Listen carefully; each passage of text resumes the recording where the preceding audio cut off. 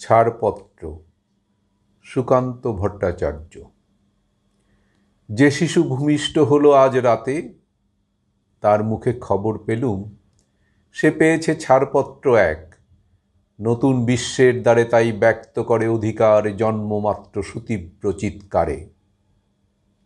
খর্বদেহ নিঃসহায়, তবু তার মুষ্টিবদ্ধ হাত উত্তোলিত উদ্ভাসিত কি এক দুর্বোধ্য প্রতিজ্ঞায়। সে ভাষা বোঝে না কেউ, কেউ হাসে, কেউ করে মৃদু তিরস্কার। আমি কিন্তু মনে মনে বুঝেছি সে ভাষা পেয়েছি নতুন চিঠি আসন্ন যুগের। পরিচয় পত্র পড়ি ভূমিষ্ঠ শিশুর অস্পষ্ট কুয়াশা ভরা চোখে।